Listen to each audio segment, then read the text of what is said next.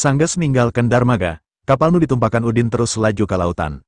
Lantaran Kinsaki disekap di kabin lantai handap, Udin mutuskeun rek mawa Warni turun nepungan Kinsaki sakedeng. Awak kapal mawa Udin jeung Warni ka kabin handap terus muka salah sahiji panto.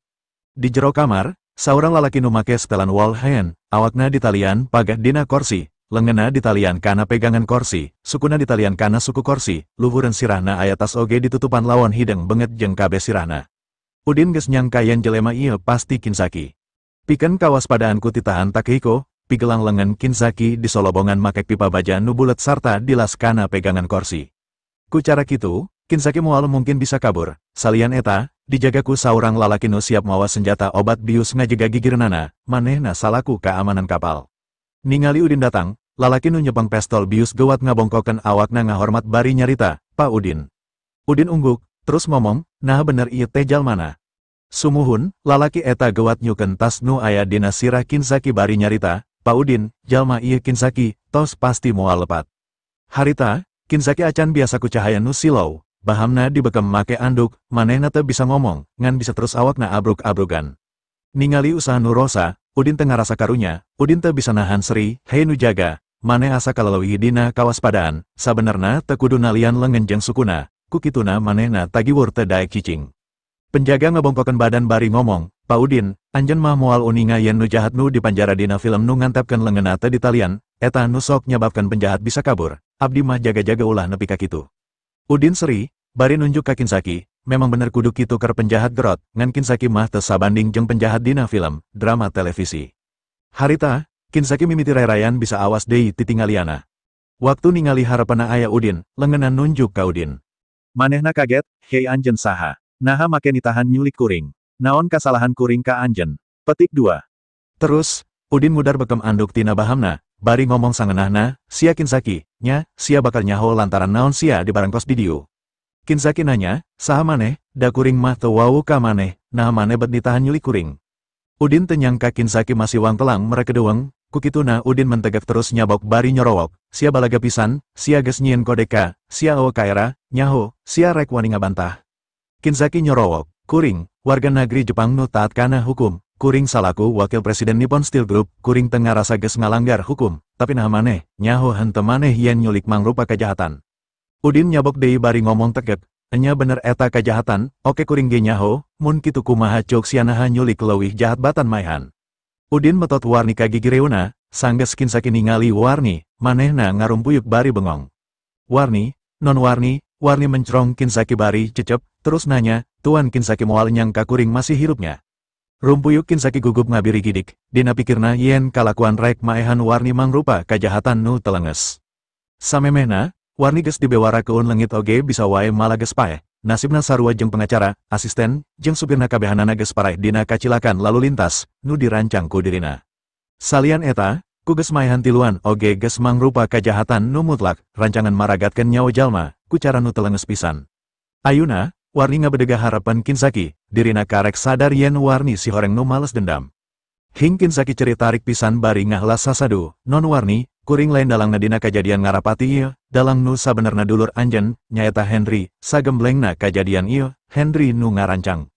Warni nanya bari ijit, "Oh, hal ieu kabeh pokalna Henry," kuring sakalian nanya, "Saha nu ngabohongan yen pasin karek nanda tangan kontrak kerjasama jeung kuring, saha nu nita kuring kudu indit ka daerah pagunungan di Kabupaten Nishitama, oge saha nu ngaturna, saha balat maneh nu nyilakakeun kuring tigebrus kana jurang ku cara ngabalangkeun truk ngahalangan majuna mobil kuring." Kinsaki dicecer pananya ku Warni, kaciri muringis, manehna ngalengis mementa, "Non Warni, hal ieu ide dulur anjeun, mun anjeun rek neangan nu salah, dulur anjeun, tong nyalahkeun kuring." Warni nanyakeun, "Cingcuk maneh, mun ayeuna kuring menta salah saurang nu aya di kapal ieu pikeun ngalungkeun maneh ka laut, maneh moal bisa nyalakeun kuring, kitu lain." Waktu Kinsaki ngadenge ieu, beungeutna pias sabab reuwas pisan, terus nyorowok, "Non Warni, kuring teu boga tujuan kitu, kuring ngan miharep nyalametkeun hirup kuring, mun anjeun mere ampun ka kuring, kuring bakal ngalakukeun naon bae sakumaha nu ku anjeun dipiharep." Warni netep Udin bari nyarita, "Guru, naon nu bakal dilakukeun keur jalmi ieu?" Udin ngomong lirih, "Antepkeun heula, mun kuring geus di Bandung, kuring rek mere kasempetan keur nebus pagaweana, mun manehna ngarti, pikeun nyalametkeun nyawana, kajaba mun manehna teu ngartieun, keretan awakna jadikeun kadaharan anjing." Kinzaki gewat nyarita bari ngalengis, anjen tiasa nyebatkan naon bae nu kedaku abdi dilakukan, abdi bakal ngalakukan nu nyugemaken anjen, supados abdi tetep hirup.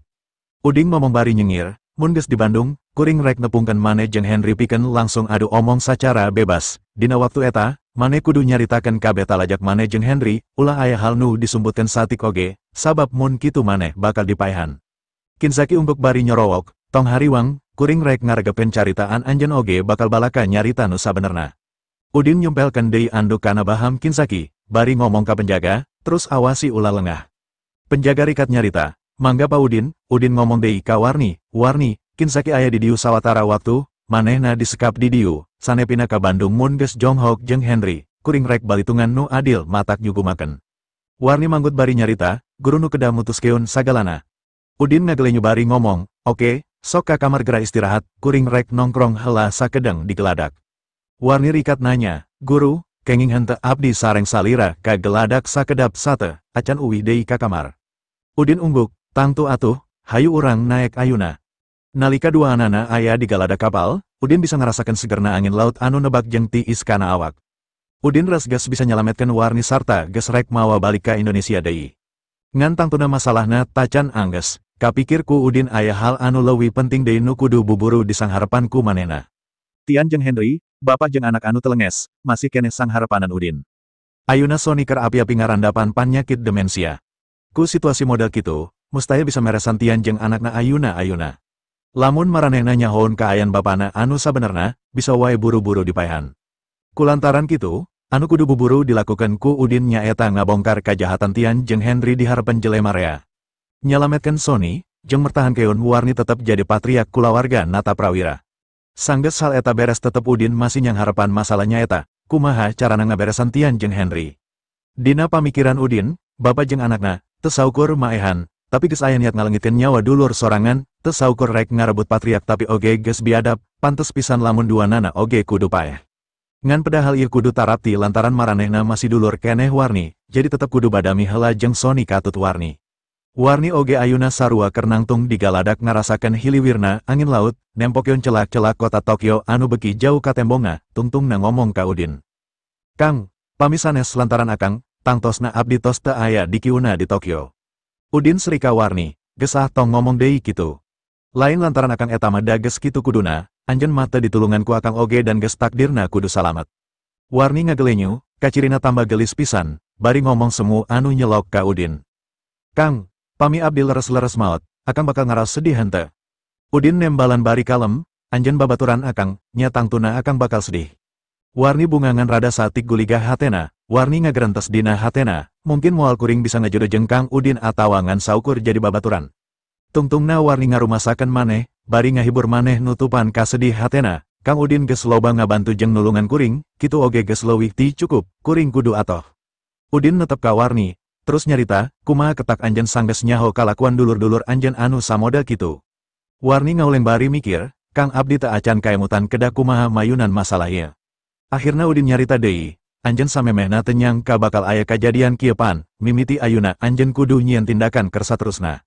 Warni menta saran ka Udin, Kang, manawi akang gaduh emutan anu sae kanggo abdi. Udin nembalan, pamikir akang mah, maranehna geus deleka ka anjeun, mun bisa mah tong diantep bere hukuman nu satimpal jeung nu geus dilakukeun ka anjeun. Warni ngarasa bingung bari ngepelkeun leungeunna, terus ngomong bari ngageter, Kang abdi ngartos maksad akang, mung abdi teh bingung, goreng-goreng oge maranehna teh dulur abdi teu tega ngalakukeunna. Udin cumarita deui, anjeun mah teu kudu kumaha-kumaha, pasrahkeun we ka akang nu penting mah anjeun teu ngahalangan akang. Warni ngarengah semu berat, abdi ngartos Kang naon anu dimaksudku akang, ieu sulit kangge abdi, kedah ngajagi paraosan abdi, paraosan pun aki, oge wargi-wargi nu sanesna. Udin nyarita deui, tapi nalika maranehna rek maehan, anjeun satik oge eueuh perasaan keur manehna yen anjeun anu rek dipaehan teh dulur manehna. Warni ngungguk semu sedih, maranehna jahat ka abdi, tapi abdi mah teu hoyong jahat ka maranehna. Warni nyarita deui, akang tangtos teu uninga, kulawarga Nata Prawira teu ngagaduhan jalmi-jalmi hebat nu saentragan sareng abdi, pun aki kapungkur ngaraos hariwang, pami amang-amang sareng sepupu maot, eta ka hariwang anjeunna. Udin nyerenge seri, akang ngarti maksud anjeun hubungan darah tetep kuat, teu nanaon maranehna dihampura, tapi aya hiji hal nu kudu diperhatikeun. Warni buru-buru nyarita, naon Kang, kobi uningakeun. Anjeun bisa mertahankeun maranehna hirup, tapi anjen kudu inget yen kajahatan maranehna gede pisan, jeung hukum mah tetep kudu dilakukan, lamun rek ngahampura maranehna, anjen kudu mere hukuman anu pantes, jeung anjen kudu sapinuna ngawates urusan maranehna kaharepna. Warni ungguk ngarti, mangga kangku abdi bade di jalan keun.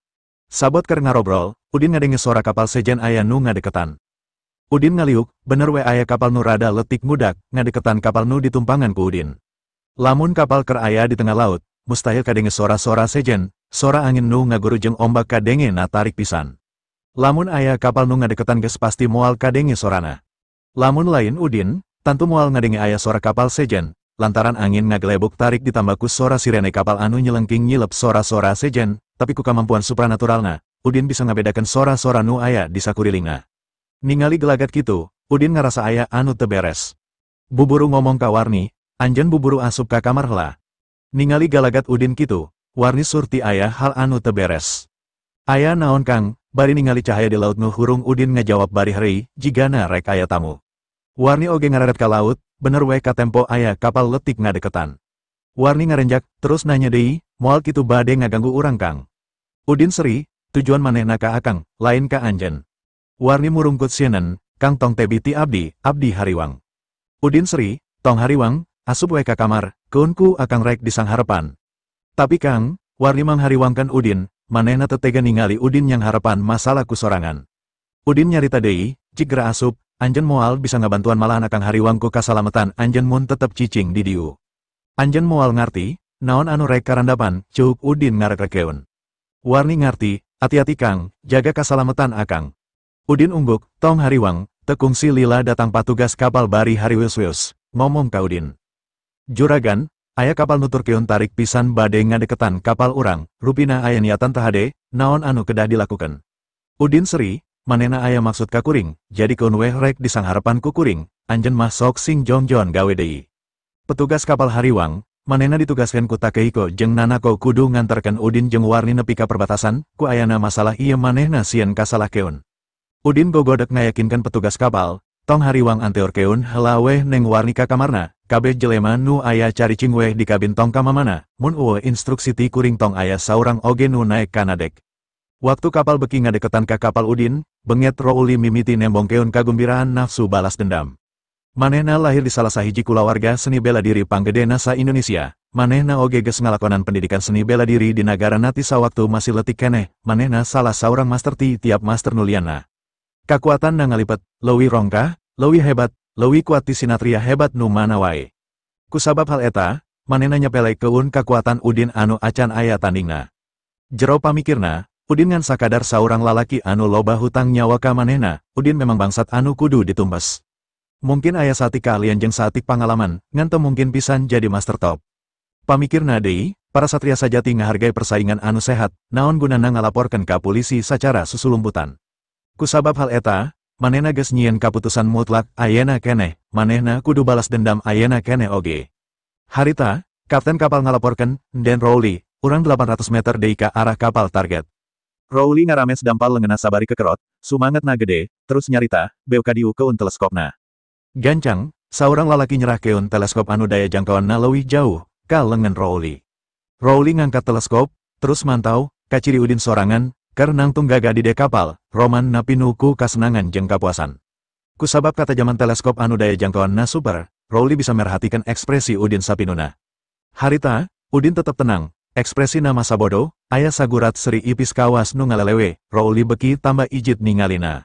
Kusabab hal eta, Rowley nyekel hiji kasimpulan, ningali tangtungan jeung ekspresi Udin, anu tenang jeung gagah, bener-bener Rowley jadi kapincut. Dina waktu anu sarua, mata Udin oge kawas anu ningali ka arah Rowley, malahan siga anu ngajak seri ka Rowley. Rowley ngedek-dek, Rowley bisa ngarasakeun geteuran hatena anu teu bisa dijelaskeun jeung teu dipikirkeun ti awalna. Juro hatena ngagrenteus, ekspresina kawas anu geus ningali kuring ayeuna, nah manehna geus nyaho, bahwa aing rek datang ka manehna, keur balas dendam. Mikir ka palebah dinya, Rowley gigi deuk, ngagrenteus, mustahil, teu mungkin, manehna datang leuwih ti heula, terus naek kapal. Sawaktu kuring datang ka darmaga, manehna geus naek panghulana. Sedengkeun kuring aya di jero mobil anu kaca napowek, teu mungkin manehna ningali kuring. Hartina, manehna moal bisa nganyahoan keun kaayan dirina ayeuna, kawasna aing loba teuing mikir. Sawaktu Rowley mikirkan eta hal, manehna teu bisa nahan seri sinis, sabari kekerot manehna ngomong, aing rek ngajian silaing teu seri deui. Kusabab hal eta, Rowli langsung ngajorok mere parentah, Kapten, kapal leuwih gancangkeun. Siap, kapal anu ditumpangan ku Rowli, leuwih leutik tibatan kapal anu ditumpangan ku Udin, jeung kacepatan nage leuwih gancang, jadi, saenggeus ngajalankeun kalawan tanaga maksimal, jarakna beuki mepet. Dina ngan sakicep, jarak antara kapal jeung kapal ngan saukur 500 meter. Make bantuan teleskop, Rowli masih sempat ningali bahkan leuwih jelas seri sinis Udin. Sial, harita, seri sinis Udin leuwih jelas, matana terus netep ka arah Rowli. Rowli ayeuna rada bingung, hatena deui-deui ngagrenteus, lamun sorot panonna saukur kabeneran, naha ayeuna manehna masih netep kuring. Mikiran hal eta, Rowli kekerot, terus nyarita ka sababaraha jalma nu aya di sakuriling manehna, dina roman benget anu bengis terus nyorowok kabehannana, gera siap-siap urang tempur. Siap, sababaraha jalma gancang ngarespon, terus ngalaluarkeun sanjata tina cangkeng masing-masing. Pariksa sanjata, ulah gagaba Jepang ketat pisan, maranehna ngagunakeun hampir sakabeh sanjata rahasia, anu biasa digunakan dina seni bela diri. Jarak antara kapal jeung kapal beki deket. Rowli ngangkat leungeunna, buukna anu panjang dibengket ngabentuk kuncir kuda anu jocong ka luhur. Gancang manehna nyarita ka sababaraha urang jelma anu aya di sakurilingna, Kapten, rendengkeun kapal, ka kapal musuh, bantingkeun arah kapal, usahakeun kapal terus ngarendeng, sawaktu kapal sajajar, maraneh luncat tuturkeun kuring, tangkep lalaki anu keur nangtung di dek kapal. Terus anu sejenna mah kabe paehan. Sababaraha urang jelma kaciri murengket, kasiunan, terus nyarita babarengan. Siap, dina masalah maehan, Rowli teu pernah epes mer, nyerah. Ti mimiti gubrak ka alam dunya, indung nages nenden kapercayaan ka Rowli. Hartina, tugas anu paling penting dina samasa hirupna, manehna kudu ngalakukeun pagawean anu panghade-hadena, tanda bukti kanu jadi bapak kandungna, Zidan, jeung sakabeh kulawarga Sutama.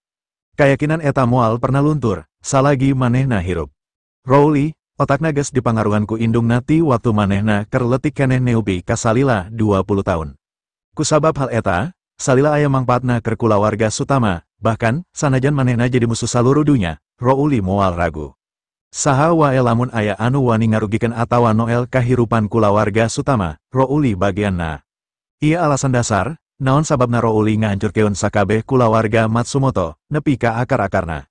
Rowli jeung Udin lain sakadar boga urusan pribadi, tapi oge dendam kulawarga. Sabab Udin geus ngadu domba keun manehna jeung leuwih ti 50 master bela diri kulawarga Sutama jeung nu sejenna, ku hal eta kulawarga Sutama jadi lemah jeung karugian miliaran.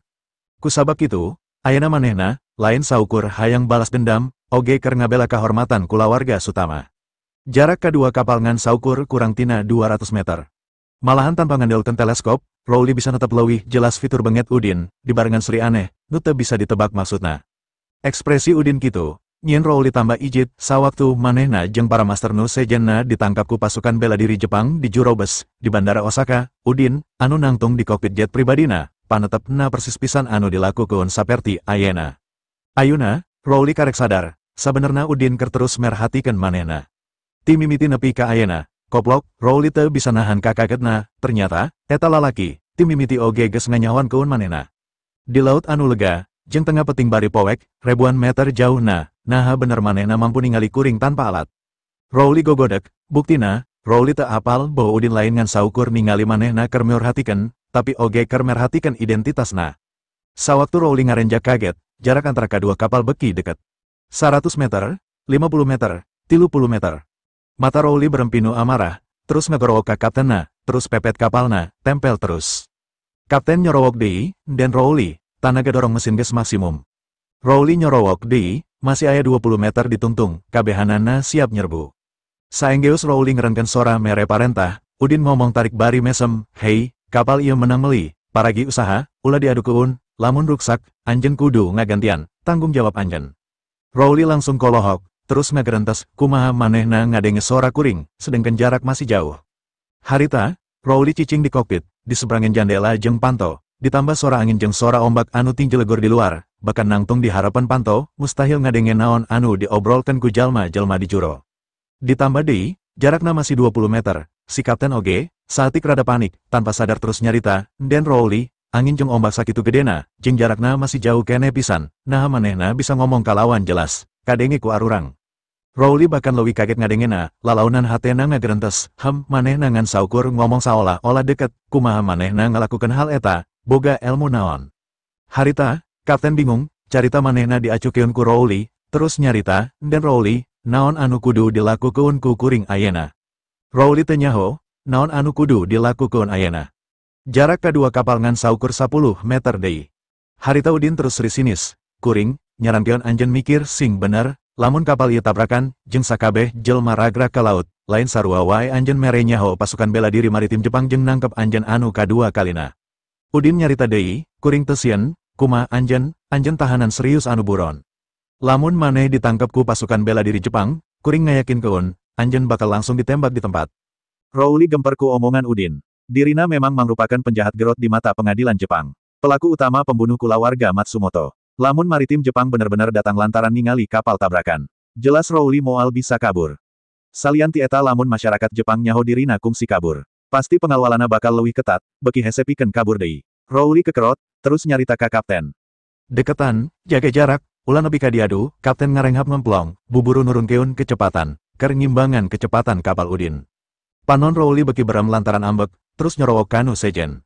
Tuturkeun kuring, Rowli kaluar ti kokpit terus ngalengka ka sisi kapal dituturkeun kuno sejena, jarak antara dua kapal kari 35 meter deui. Udin masih nungguan di dek. Rowli menkrong ka Udin pinuh ku kaca sieup. Kekerot bari nyorowok. Di Osaka maneh bisa kabur ti kuring, ayuna moal bisa, maneh bakal pae ku kuring ayuna. Udin nyakakak, ulah gede ambek neng, bisi geus kolotna jadi goreng patut jeung struk. Rowli kukulutus, montong loba omong, samemeh modar, sebutkeun saha maneh sabenerna. Udin seri, anjeun ngora keneh, gelis jeung jago, ulah waka gede hate bisa maehan kuring, sanajan gelis, lamun galak mah moal aya lalaki anu resepen, naha teu bersikap sawajarna ka kuring, ulah ambek-ambekan kitu. Ngomong naon maneh, Rowli jejebris, saenggeus di podaran, bakal dikabut heula tah bibir maneh ku kuring saacan dikunclungkeun ka laut. Udin jebi, sok paehan bisa mah, terus laksanakeun kahayang anjeun, tapi lamun teu bisa, kuring oge boga hukuman keur anjeun. Rowli molotot, bangsat, nangtang siah, cuk Rowli bari luncat kana kapal Udin dituturkeun kuno sejena. Udin masih ngabedega dina sisi pager bari seri sinis, Rowli memang jawara, tapi jawara soteh keur jelema biasa, keur Udin, kakuatana ibarat nini-nini anu keur gering bengek, ibarat dina game, Udin geus level 10, tapi Rowli masih level hiji. Rowli mah teu nyahoon lamun kakuatana masih jauh sahandapan Udin. Sabelah lengan Rowli rikat nyologrong rek nyekek bahan Udin, tapi Udin ngagiwar salengkah ka tukang, akhirna serangan Rowli gagal. Udin bisa wae maju pikeun ngalumpukeun Rowli, tapi Udin acan niat, di mata Udin, Rowli ibarat kirik anu pinter ngagogok bari luluncatan ka ditu ka dieu, tapi si hungna acan seket jeung acan bisa ngegel tarik, sakali nalapung oge pasti mecleng. Lantaran Rowli awewe galak jeung boga bakat gelut, Udin masih hayang terus ngagoda, jeung deui anak buahna acan ngumpul kabeh, masih aya anu laluncatan pindah kapal, niat Udin, sages anak buahna ngariung, anak buahna heula anu rek dilumpuhkeun kabeh, sangkan Rowli bisa nyaho kakuatan Udin anu sabenerna. Udin terus mundur salengkah-salengkah ngagiwar tina serangan Rowli, nu sejen oge sarua milu nyerang, Udin nyarita. Lantaran aranjeun geus ngariung pikeun ngahuruk kuring, kuring moal miceueunan waktu. Udin ngabedega musurkeun kakuatan dina awakna, hiji tameng goib anu teu katempo ku panon lahir geus mimiti mungkus sakujur awak Udin. Rowli geus lila ngolah elmu kanuragan, ningali Udin, Rowli langsung kolohok. Edan, elmuna siganna saluhureun kuring, tapi naha samemehna teu katempo ahli silat, naha kuring anu salah nempo, gerentusna. Udin teu mundur deui, tapi maju narajang ka Rowli. Rowli ngarenjak, sabab teu bisa nempo gerakana, jadi ukur bisa cicing nungguan bari siap-siap rek nangkis. Ngan anehna jirim Udin ngadadak lengit ti harapan Rowli, saacan Rowli sadar kamana inditna Udin, anak buahna anu aya di tukangna langsung pating jarerit, Rowli rikat ngaliuk, biwirna kolohok nempo nasib anak buahna. Ti genep lalaki anak buahna, tilu geus ngagoler teu walakaya, hiji keur ditingcak ku Udin, anu hiji keur diangkat dipake maledok saurang deui anu rek kabur. Udin ngaranggem baheung lalaki anu biu ditincak ku sabelah leungeunna terus diangkat. Hampura kuring pa, ampun, cuk si lalaki, Udin seri. Kuring ngahampura, tapi anjeun kudu bisa nyalametkeun diri sorangan lamun hayang keneh hirup, ngarti. Si lalaki ungguk, nuhun pak, lepaskeun kuring. Anjeun naek kana kapal kuring tanpa izin ti kuring, ayuna nyingkah ti diu, cuk Udin.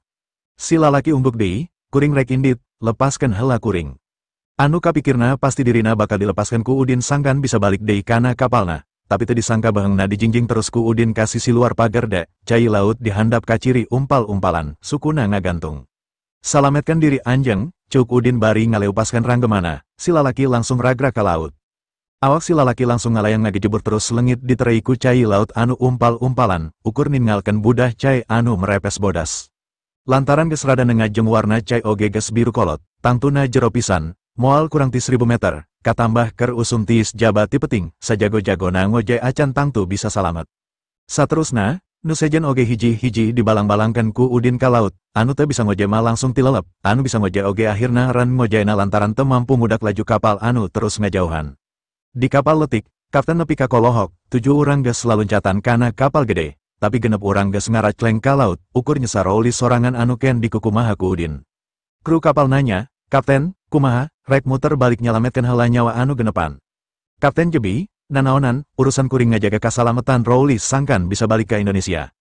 Kru kapal langsung cicing, Rowli masih kolohok teu percaya kana teh tempoana sorangan. Rowli teu nyangka Udin boga kakuatan anu teu biasa, lain ukur kakuatana anu teu biasa, tapi gerakan jeung carana ngelekeun lawan oge di luar pamikiran jelema normal. Kabeh dibalang-balangkeun ka laut kawas anu keur miceunan pangpung, jelema naon anu boga sifat telenges kawas kitu, geus nyaho lawana leuwih lemah, naha kudu dipiceunan ka laut sagala.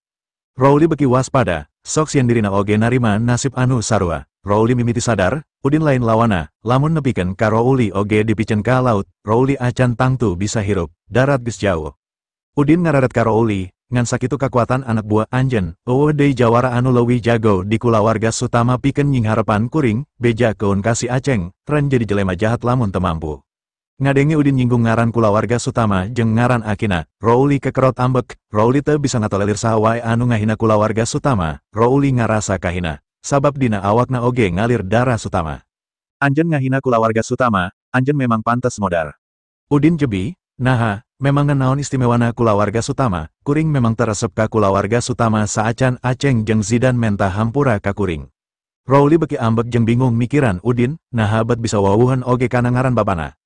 Rowli geus teu sabar hayang bisa ngelekeun Udin, Rowli nyabut belati tina cangkengna, terus nyorowok. Siap-siap pikeun modar siah. Cuk Rowli bari ngahambatkeun belatina ka Udin, Rowli geus teu paduli deui kana kakuatana anu leuwih lemah tibatan Udin, hatena geus kaliput ku amarah, anu kapikir ku Rowli hayang buburu maehan Udin saacan kapihulaan dipaehan.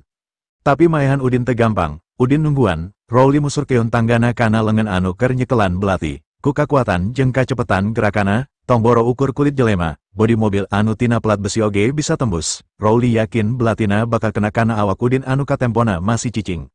Tapi teu disangka, leungeun Rowli anu ngayuk bangbaraan ngan sakilat pigelangna geus diranggem pagek ku Udin. Rowli ukur ngarasa leungeunna sing siremen hese digerakeun, maju pikeun nusukeun belatina teu bisa, dibetot oge pageh.